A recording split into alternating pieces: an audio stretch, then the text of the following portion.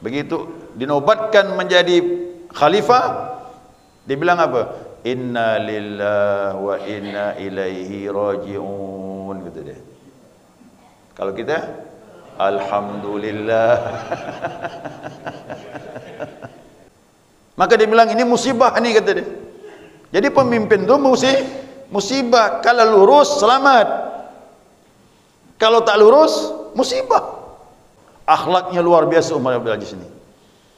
Dulu kan kipas angin tu kan tidak ada Pak, pakai kipas begini. Nih, raja kan dikipas begitu. Dikipaskanlah raja begini nih. Duduklah Umar. Dikipaskan siang hari. Habis makan lagi. Terus tidur. Nyamannya dia tidur. Dikipaskan sama pengawal nih. Tapi tidak ada lagi rasa dingin. Hilang rasa dingin. Dia pun bangun. Yang ngipaskan dua-dua tertidur. Dia bangun, dia pula ngipaskan. Dia pula ngipaskan. Masya Allah. Itu yang pengawal tadi tak pernah tidur dikipaskan orang, dia pun bangun. Dia lihat raja yang mengipaskannya, minta ampun, sujud, dia diangkat sama Umar. Enggak, aku menikmati udara yang kau kipaskan dengan aku. Waktu kau tertidur, aku punya keyakinan kau pun juga kepingin seperti itu, kata dia. Aku kipaskan.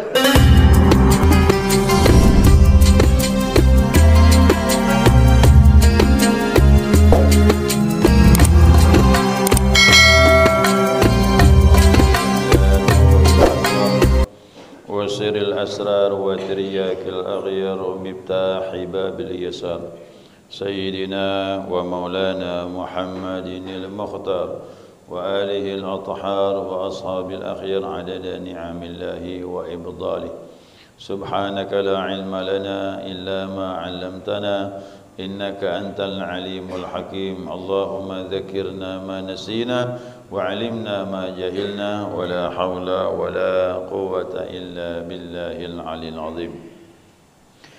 قال المصنف رحمه الله تعالى ونفعنا بعلومه في الدارين آمين. جماعة صلاة الصبح رحمكم الله. السلام عليكم ورحمة الله وبركاته. Alhamdulillah, senantiasa kita maturkan pujian dan syukur kita kepada Allah atas limpahan rahmah hidayahnya. Subuh ini kita dapat melanjutkan muzakarah kita, kajian kita, panduan kita Bidayatus Salikin. Ya, selanjutnya pengarang mengatakan bahkan ada warid. Nah, warid itu ada berita dari Nabi maksudnya. Maka dikatakan warid, ada berita tentang zikir dari Nabi sallallahu alaihi wasallam. Yang disabdakan oleh Rasulullah, bila kamu sekalian melewati taman surga, maka harus tinggal dengan nyaman di situ. Ya.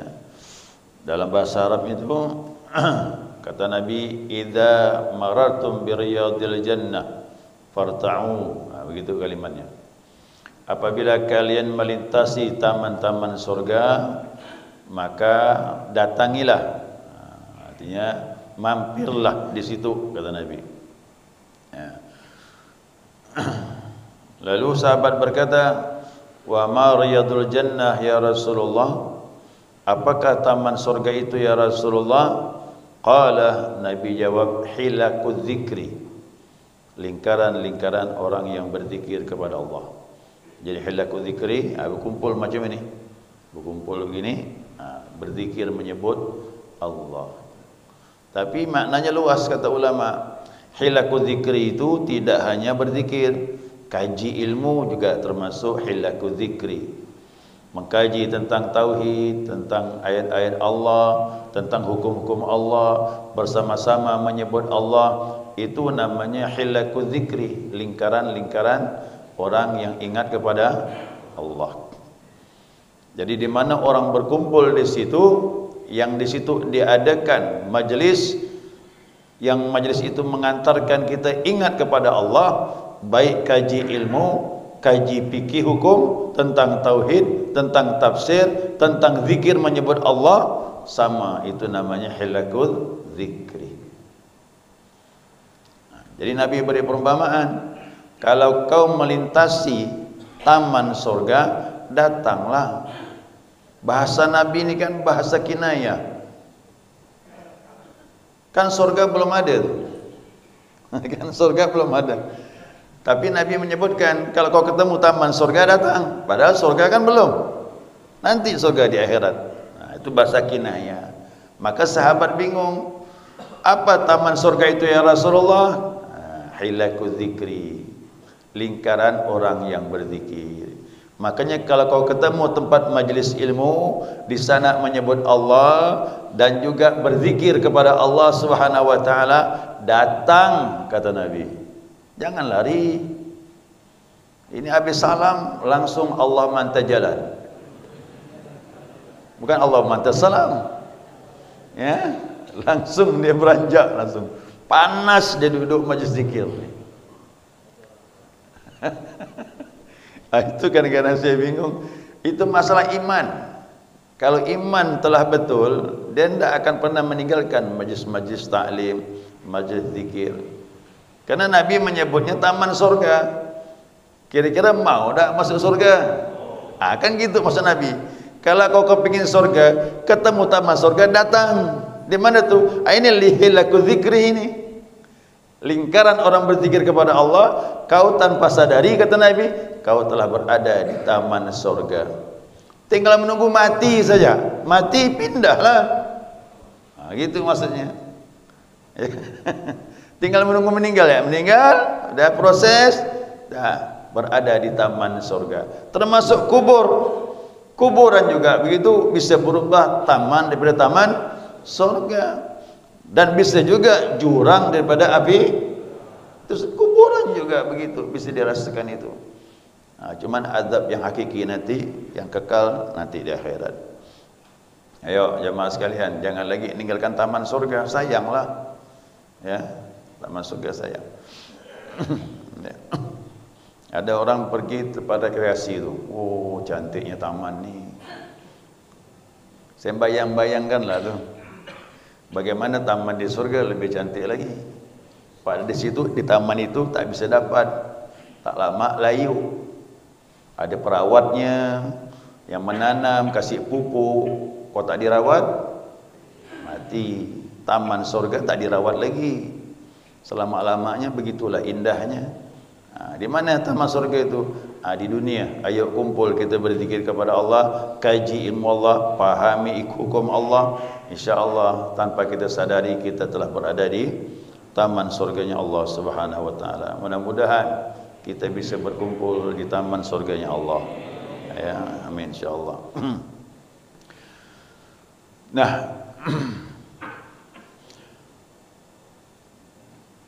yaitu majlis zikir tidak semata-mata suatu golongan yang berzikir dalam suatu majlis, di mana majlis tersebut tentu dipakai untuk berzikir.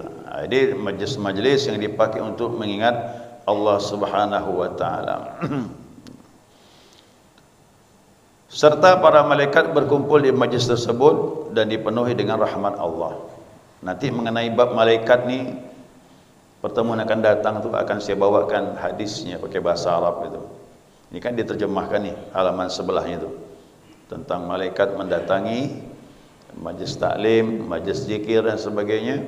Nanti akan saya sampaikan pakai hadis yang utuh. Kita akan uraikan full tu dah. Satu hadis tu cukuplah kita kaji untuk pertemuan akan datang. Tentang malaikat mengitari tempat-tempat orang yang berzikir kepada Allah Subhanahu wa taala. Firman Allah dalam hadis qudsi, manusia yang berzikir kepada Allah, manusia itu berada di sisi Allah. Ini agak rumit sikit ni. Ya. Ingat, Allah Subhanahu wa taala dia tidak sama dengan makhluk. Dia dekat bukan bersentuh, dia jauh bukan berjarak.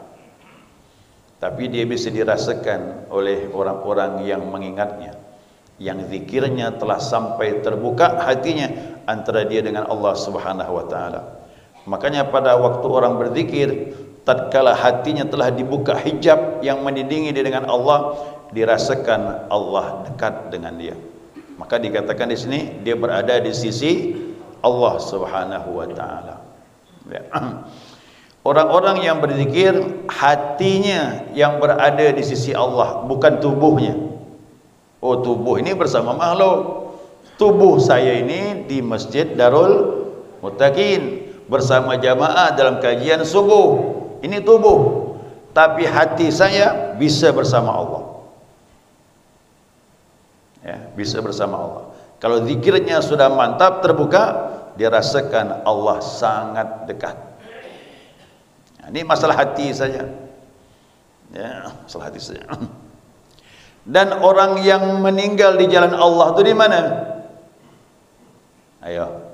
Orang yang meninggal di jalan Allah itu juga berada di sisi Allah. Surah Al-Imran ayat 164. Ya. Wala tahsabanna alladhi qutilu fi sabilillah amwata. Janganlah kalian menyangka orang-orang yang mati di jalan Allah itu mati. Bal ahya'un, bahkan dia hidup, kata Allah. Inda rabbihim yurzaqun, di sisi Allah dapat rezeki dia. Ingat, berada di sisi Allah.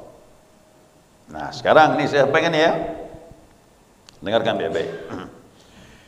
Guru-guru kita, para wali Allah, mursyid kita, guru-guru sebelumnya, dia sekarang juga berada di sisi, ingat, dia berada di sisi Allah, karena mereka orang yang hidup di jalan Allah, menempuh jalan Allah dan telah sampai kepada Allah. Orang ini kalau meninggal, dia hidup di sisi Allah.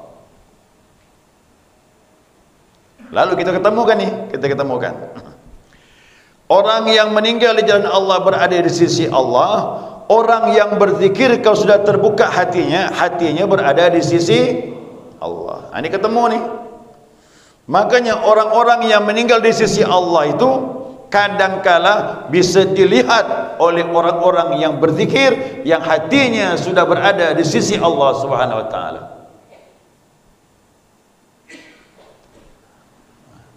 Jadi jangan heran Bapak Ibu, ini saya sampaikan biar paham nih.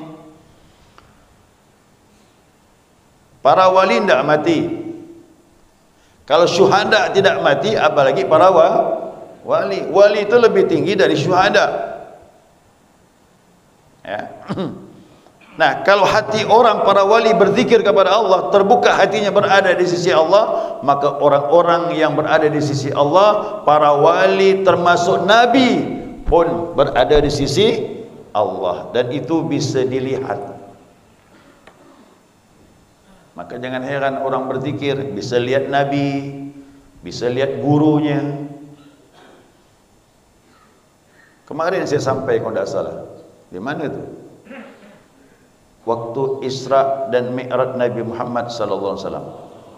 Nabi salat di Baitul Maqdis. Di sana telah berkumpul 124.000 nabi. Dan Rasulullah disuruh jadi imam. Ditolak sama Jibril, maju ke depan, kau jadi imam. Kenapa?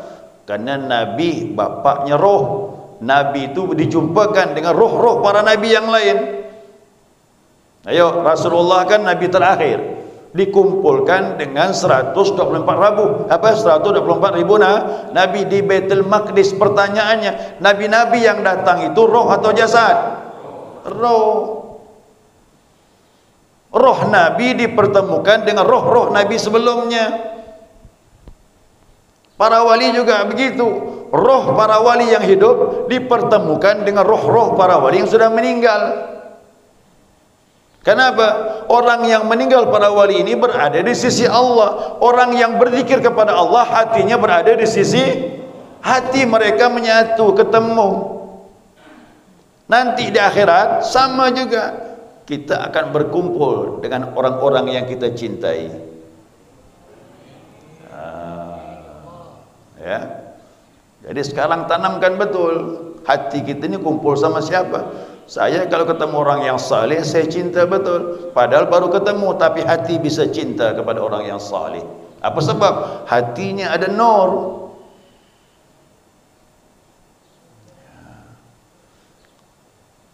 Jadi jangan heran lagi udah.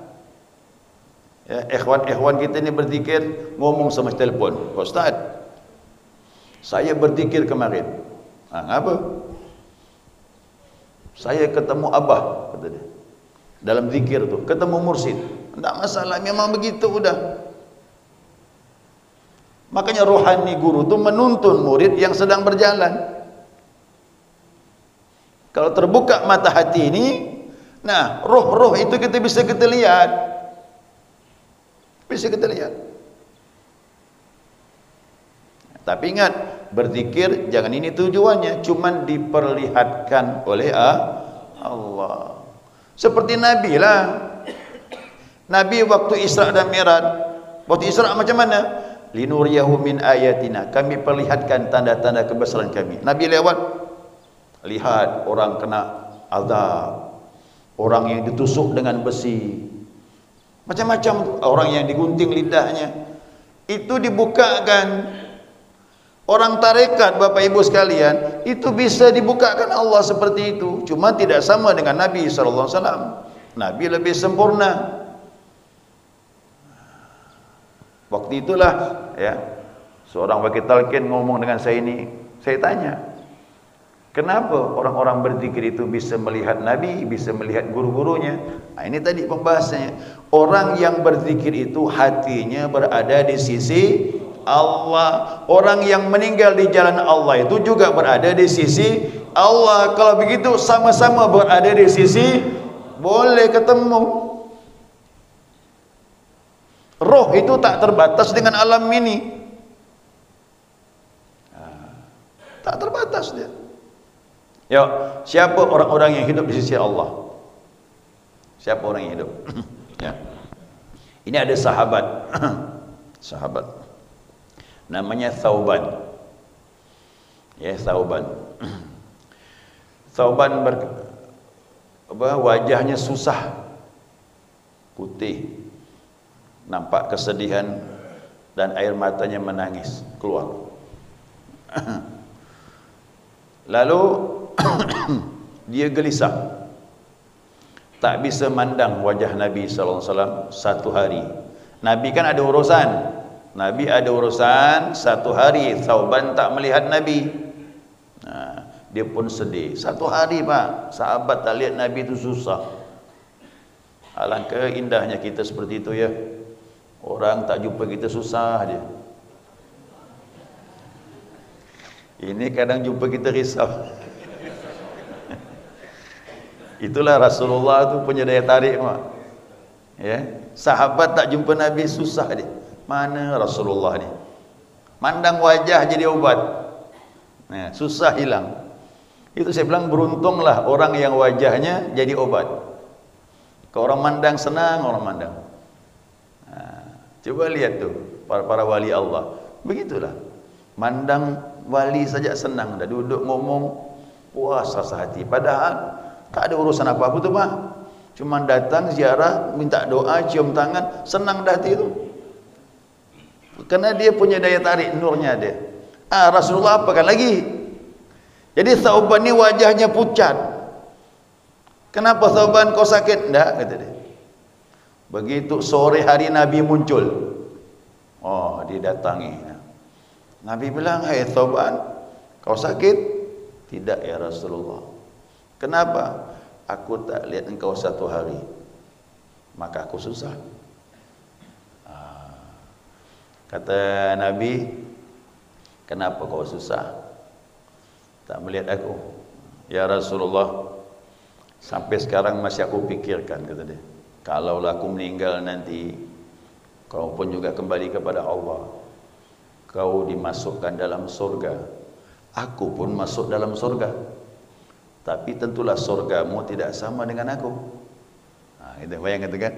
Karena Nabi ini derajatnya tinggi, surganya pun namanya Jannatul Wasilah. Itu surga Rasulullah yang kita doakan dalam doa setelah azan tu. Ya, ati Muhammadil wasilah wal fadilah. Itu Jannatul Wasilah untuk Rasulullah. Nah, kalaulah aku masuk surga, surgamu tinggi bersama para nabi, sedangkan aku berada di tempat yang kebanyakan. Tapi ya Rasulullah, kalau aku tak masuk surga, lam araka abadan, aku tak bisa melihat engkau selama-lamanya. Kalaulah masuk surga tempat kita berbeza ya Rasulullah, kalau masuk neraka aku tak akan jumpa dengan engkau selama-lamanya ya Rasulullah. Diam ya Nabi. Nabi tahu ini sahabatnya cinta dengan Nabi itu dah tak ketulungan lagi dah. Luar biasa. Lalu Nabi diam itu turun firman Allah surah Al-Baqarah. Makan surah Al-Imran kalau tidak salah ya, maaf ya. Yang bunyinya begini. Wa may yuti'ra wa rasul fa ulaika ma'al ladzi an'ama Allah 'alaihim minan nabiyyin was-siddiqin was-syuhada was-salihin wa hasuna ulaika rafiqa. Dzalika fadlun minallah wa kafa billahi alima. Sadaqallahul azim. Siapa orang yang taat kepada Allah dan taat kepada Rasul, maka dikumpulkan dengan 4 golongan ini. Ini orang yang hidup tak mati di kuburannya. Yang ziarah, dia mengetahui siapa yang ziarah. Siapa? Minan nabiyyin, para nabi. Yang kedua was-siddiqin, wali Allah tingkat tinggi, ghaus. Yang ketiga syuhada. Kemudian yang keempat salihin, wali-wali Allah kebanyakan. Ini 4 golongan ini tak mati ya, Pak. Jadi siapa taat kepada Allah, taat kepada Rasul, kumpul dengan ini.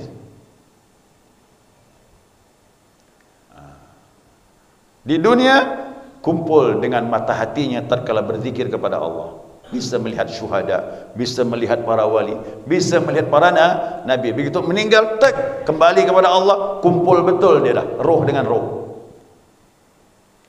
Itulah kelebihannya.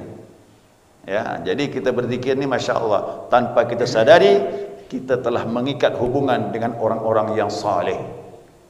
Kita telah mengikat hubungan dengan para syuhada, dengan orang-orang para siddiqin, dan juga para nabi, termasuklah Nabi kita Muhammad sallallahu alaihi wasallam. Insyaallah, mudah-mudahan ya, kita dapatkan berkah itu semuanya. Ya. Sabda Nabi, tidak ada kaum yang berkumpul sambil berzikir kepada Allah, sambil tidak ada pengharapan apa-apa kecuali memohon redha Allah, ada kelebihannya. Ini hadis lagi yang terakhir. Ya, hadis yang terakhir. Ini buku ini bicara zikir semuanya. Kau sampai satu buku ni mengenai zikir tak diamalkan, luar biasa lah. Kalau kita bicara bab zakat, tidak banyak hadis mengenai zakat, tapi mengenai zikir banyak sekali. Ya, banyak sekali. Nah, hadis yang terakhir. Kata Nabi SAW, ma min qaumin, tidak ada satu kaum, ijtama'u yadhkurun Allah Ta'ala, mereka berkumpul berzikir kepada Allah Subhanahu Wa Ta'ala, la yuriduna dzalika illa wajhahu, tidak ada yang diinginkan waktu berkumpul kecuali mengharap redha Allah, wajah Allah, maksud hanya kepada Allah. Ingat tu, zikir di sini dalam tarekat tak ada tujuan. Yang tujuannya apa? Ilahi anta maksudi wa ridhaka matlubi a'tini mahabbataka. Sama dengan hadis ini. Tidak ada keinginan apa-apa pun. Tidak ada urusan dunia, bahkan akhirat tidak ada. Tujuannya hanya mencari redha. Hadis tu begitu. Tidaklah mereka berkumpul menghendaki kecuali mengharapkan redha Allah, illa melainkan nadahum munadin minas sama, ada suara dari langit, cuman kita tak dengar. Guru-guru kita dengar, kita tak dengar. Kenapa? Mata hati kita belum terbuka. Apa panggilannya? Qumu maghfuran lakum, bangunlah kalian, beranjak setelah berzikir, kalian telah diampuni oleh Allah Subhanahu wa taala. Qad budilat lakum sayiatikum hasanat, diganti kejahatan yang kemarin langsung bertukar jadi kebaikan. Ini Pak, majlis zikir nih Pak. Kita bubar, dosa diampunkan Allah, ini pun diampunkan Allah nih, bentar lagi bubar. Yang keduanya, yang salah-salah kemarin kelakuan kita diganti dengan hasanat, kebaikan di sisi Allah Subhanahu wa taala. Jadi zikir itu bisa menukar kejahatan jadi kebaikan, Masya Allah. Insya Allah mudah-mudahan kita dapat itu. Jangan lagi kita enggan untuk berzikir, ini fadilahnya luar biasa. Pertemuan akan datang saya bawakan hadis khusus mengenai naungan malaikat berada di tempat orang yang berzikir kepada Allah. Hadisnya khusus saya sebutkan nanti insyaAllah, cukup waktu. Demikian, mudah-mudahan bisa dipahami. Ada pertanyaan, silakan. Assalamualaikum warahmatullahi wabarakatuh. Waalaikumsalam warahmatullahi. Kalau saya mendengar penjelasan Pak Ustaz, orang-orang yang tidak mati yang Pak Ustaz jelaskan. Ya. Lalu kalau saya kaitkan dengan firman Allah juga, setiap yang kullu nafsin dha'iqatul maut. Ya. Setiap yang bernyawa pasti mati. Mohon penjelasan. Ya. Kullu nafsin dha'iqatul maut itu fisik. Fisik pisah dengan roh. Yang dikatakan Allah tadi, jangan kau menyangka orang-orang yang meninggal di jalan Allah itu mati, rohnya. Ini rohnya nih. Kalau tadi kullu nafsin dha'iqatul maut, jasad pisah dengan tubuh. Ini betul. Semuanya pasti mengalami kematian. Tak bisa ndak. Nabi pun juga begitu. Kullu nafsin dha'iqatul maut. Cuman roh Nabi, ayo. Siapa yang meyakini roh Nabi mati, kufur dia. Ya. Karena Nabi berkata, "Ma min muslimin yusallimu alayya." Tidak ada seorang muslim memberi salam dengan aku. Ya, dimanapun dia berada, beri salam kepada aku, raddallahu ruhi. Allah kembalikan rohku. Ingat roh tu, roh tidak mati. Nah, hatta rudda alaihi salam, sampai aku jawab salam dia. Ayo. Ini kita bicara roh. Roh Nabi tak mati, jasadnya kullu nafsin dha'iqatul maut, pisah sudah. Jasad dengan roh. Tetapi yang Allah bilang, orang-orang berada di jalan Allah, para nabi, para siddiq, syuhada, salihin, dia tidak mati, dia hidup di sisi Allah. Nah, orang berzikir, hatinya berada di sisi, bisa kumpul hatinya bersama mereka. Apa kebiasaan ulama-ulama tarekat itu?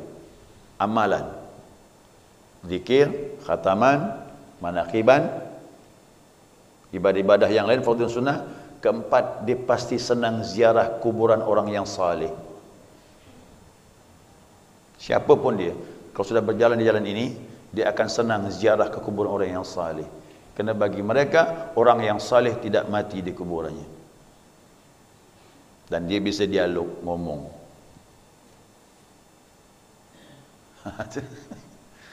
Ya. Sebagaimana Nabi bisa ngomong dengan roh-roh para Nabi dahulu, para wali juga begitu. Ini memang kau tak merasakan tak tahu. Kau dah merasakan baru terbuka, baru faham. Nah, jadi kullu nafsin dha'iqatul maut, jasad dengan roh pisah. Tapi roh Nabi, jadi dimanapun kita memberi salam dengan Nabi, Nabi jawab. Maulid tu Pak, orang berdiri, serakallah tu. Kalau betul adabnya bersih, ada wudu, ada wangi-wangian, itu salam kita langsung dijawab oleh Nabi SAW. Ya Nabi salam alaika, ya Rasul salam alaika, ya Habib salam alaika, salawatullah alaika. Kalau betul kita mengucapkan ini Pak, dengan hati yang ikhlas, ada wudu, wangi-wangian dan sebagainya, ada adab, ta'zim dengan Nabi, langsung dijawab oleh Rasulullah. Apalagi malam Jumat, salatukum tu'radu alayya, salawat kalian langsung disodorkan kepadaku. Bukan disodorkan ke makam sana, enggak, makam itu jasad. Makam Nabi itu jasad yang ditanam di sana. Tapi roh Nabi menjawab dimanapun kita beri salam kepada beliau.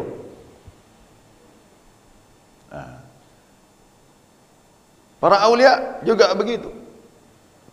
Kita kirim Al-Fatihah, dia pun tahu siapa yang kirimnya. Makanya ada Al-Fatihah nih. Al-Fatihah itulah wasilah berkah guru kita ambil untuk menuju kepada Allah Subhanahu wa taala. Berkah Rasulullah kita ambil dengan selawat untuk menuju kepada Allah Subhanahu wa taala. Makanya dalam salat Pak tidak bisa tiga ni. Siapa yang putus hubungan dengan tiga macam ni, putus dia dalam salat tu. Pertama, hubungan dengan Allah. At-tahiyatul mubarakatus salawatut thayyibatulillah lillah. Kau tak mampu, yang kedua, assalamu alayka ayuhan nabiyyu wa rahmatullahi wa barakatuh. Wasilah Nabi untuk sampai kepada Allah. Yang ketiga, assalamu alayna wa ala ibadillahis.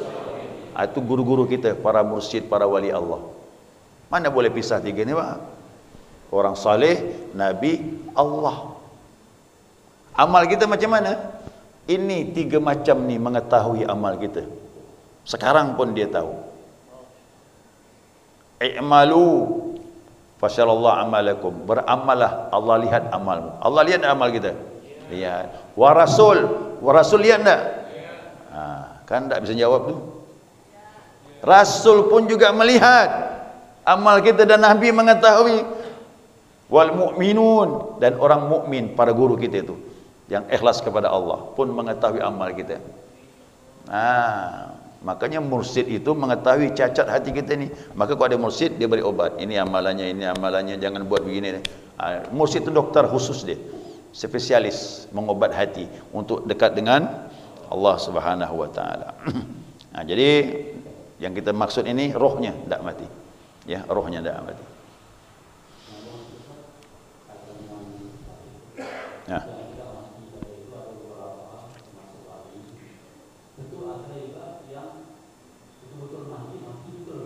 Nah.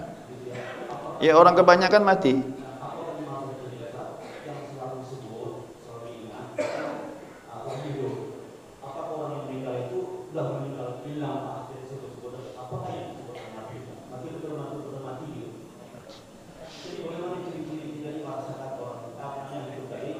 Ya, ada perbedaan orang dalam kubur itu.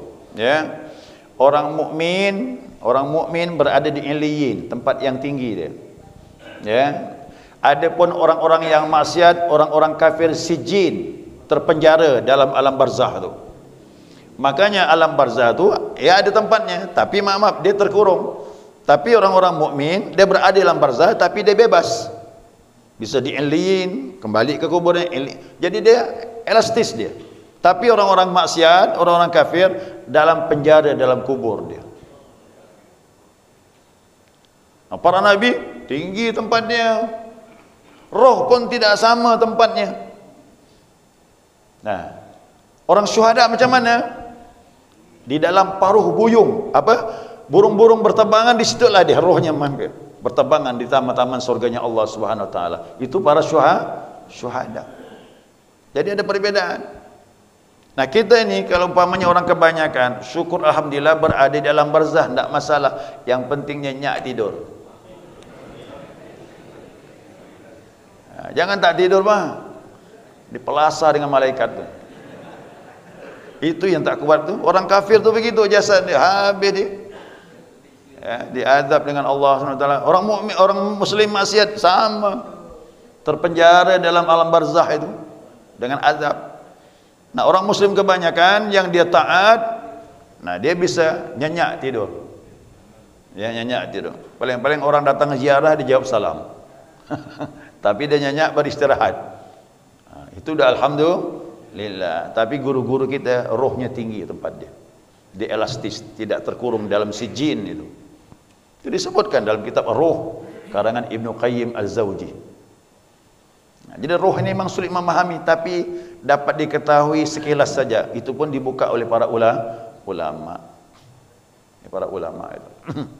Nah, jadi siapa yang mengamalkan zikir nanti ya, waktu kematian datang itu, dia akan mengetahui orang-orang saleh berdatangan. Ya, orang-orang saleh berdatangan Pak, termasuk guru kita pun datang.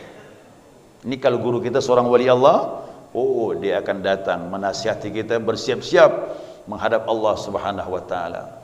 Jangankan orang hidup menalkin, dia pun juga bisa menuntun dalam kubur. Nah, Apakah lagi Nabi Muhammad SAW. Kita nanti Pak, mohon maaf ini, dalam kubur nanti malaikat Israel itu dah tanya jawab selesai sudah, didatangkan Nabi itu. Tanya, kenal kau tu? Sekarang saya mau tanya, udah pernah lihat Nabi belum? Macam mana tu kenal itu? Ya, macam mana kita bisa kenal Nabi didatangkan? Kata malaikat, kau kenal ini? Nabi pun datang.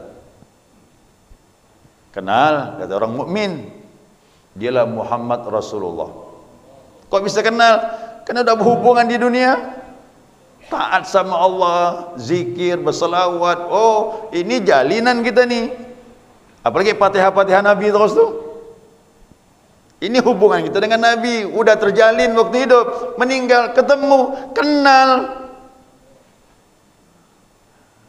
Orang yang fajir, yang nakal, begitu dimunculkan Nabi, hadis sahih ni ya, hadis sahih. Kau kenal orang ini? La adri, kata dia, aku tak tahu siapa dia ni. Jadi memang amal kita sekarang ini yang menentukan kita kenal tak dengan Nabi. Guru-guru, apakah lagi guru kita ni, hari-hari kita kirim Fatihah, ngambil ijazah dari beliau, takkan tak kenal pula. Pasti ada kenal. Jadi guru-guru kita, para mursyid itu kalau meninggal, Masya Allah, tidak lagi teman-temannya, Nabi pun datang. Wah. Dalam kitab Al-Hikam ni ya, kitab Al-Hikam ni pengarangnya Syekh Athaullah Sekandari. Di situ disebutkan syarah Al-Hikam tu. Raja terakhir Bani Umayyah, yakni Abdul Aziz, Umar bin Abdul Aziz. Nasab Umar bin Abdul Aziz ini sampai kepada Umar bin Khattab, keturunan dia memang. Jadi raja yang terakhir Bani Umayyah. Itu raja yang adil, Masya Allah. Kok ada pemimpin macam ini Pak? Luar biasa. Zakat tak laku. Zakat diberikan kepada negara yang terdekat. Kenapa? Itu negeri makmur, hidupnya mapan. Anjing tak pernah menerkam daripada kambing, serigala tak pernah menerkam kambing. Bisa akur Pak. Bayangkanlah yang namanya serigala, kalau jumpa kambing, habislah dikeroyok, habis makan ya dah. Tapi zaman Umar bin Abdul Aziz bisa bergandengan itu kambing dengan serigala. Jadi orang tanya, ya Amirul Mukminin, apa amalanmu ini sampai kambing pun bisa akur dengan serigala? Zakat tak laku lagi di negeri dah, diberi negara yang terdekat. Dia bilang cuma satu saja yang Allah perintahkan aku lakukan, yang Allah larang aku hindari. Berarti dia takwa. Pemimpinnya takwa tu. Dia tak bisa melanggar hukum Allah. Makanya kok ada pemimpin macam ini, udahlah makmurlah. Dia kan dia tak bisa maksiat. Dia waktu diangkat oleh mertuanya, kan mertuanya raja tu, bukan anak diangkat, menantu diangkat. Karena dia tahu menantunya orangnya jujur, hafal Quran, hafal hadis ulama lagi. Begitu dinobatkan menjadi khalifah, dia bilang apa? Inna lillahi wa inna ilaihi raji'un, kata dia. Kalau kita alhamdulillah. Apa sebab itu? Karena bagi mertuanya, engkaulah yang layak memimpin setelah aku, kerana kejujurannya, ketakwaannya betul. Maka dia bilang ini musibah ni, kata dia. Jadi pemimpin tu musibah. Kalau lurus selamat, kalau tak lurus musibah, azabnya berat.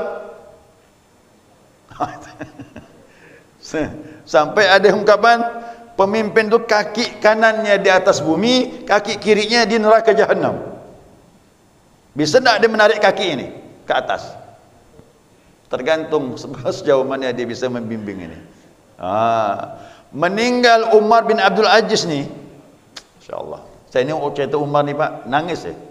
Akhlaknya luar biasa Umar bin Abdul Aziz ni. Dulu kan kipas angin tu kan tidak ada Pak, pakai kipas begini. Nih, raja kan kipas begitu. Dikipaskanlah raja begini ni. Duduklah Umar. Dikipaskan siang hari. Habis makan lagi. Terus tidur. Nyamannya dia tidur. Dikipaskan sama pengawal ni. Tapi tidak ada lagi rasa dingin. Hilang rasa dingin. Dia pun bangun. Yang ngipaskan dua-dua tertidur. Dia bangun, dia pula ngipaskan. Dia pula ngipaskan. Masya Allah. Itu yang pengawal tadi tak pernah tidur dikipaskan orang, dia pun bangun. Dia lihat raja yang mengipaskannya, minta ampun, sujud, dia diangkat sama Umar. Tidak, aku menikmati udara yang kau kipaskan dengan aku. Waktu kau tertidur, aku punya keyakinan kau pun juga kepingin seperti itu, kata dia. Aku kipaskan. Masya Allah, pemimpin buat macam itu. Luar biasa. Saya luar biasa. Saya kalau menyebut dia tu, Pak, hati saya langsung tak ada dua pemimpin macam itu. Makanya kata Imam Syafi'i berkata, Khulafaur Rasyidin bukan 4, 5, kata dia. Itu dikenang sama Imam Syafi'i. Khulafaur Rasyidin 5 bukan 4, kata dia. Abu Bakar, Umar, Uthman, Ali, Umar bin Abdul Aziz, kata dia. Dimasukkan yang kelima. Dimasukkan sama Imam Syafi'i. Jadi kembali ini kisah lagi ni. Jadi ulama seorang wali Allah tidur pada malam wafatnya Umar bin Abdul Aziz. Malam dia tidur, dia bermimpi. Dia jumpa Rasulullah lagi berjalan. Nabi-nabi yang lain 124.000 nabi, para sahabat utama bergandeng jalan semuanya. Itu wali Allah yang mimpi itu mendekati Nabi. Kami ada perlu, kata Nabi. Janganlah, tak diraukannya. Tak nak ditanyakan yang pertengah rombongan. Dia bilang apa? Kami akan menjemput kedatangan Umar bin Abdul Aziz. Dia pun sadar, langsung ke istana, langsung dia. Yang mimpi ini. Pas bertepatan itu dia dah meninggal. Itu, Pak. Wali Allah meninggal, langsung dijemput Rasulullah sallallahu alaihi wasallam. Nah, kita sulit, Pak. Tak mungkin kita, siapa kita dengan Nabi? Guru-guru kita inilah kita harapkan. Ya, syafaat daripada guru-guru ini memberkahi kita. Mudah-mudahan kita dapatkan berkah mereka. Insyaallah. Ya, subhanakallahumma wa bihamdika asyhadu an la ilaha illa anta astaghfiruka wa atubu ilaik.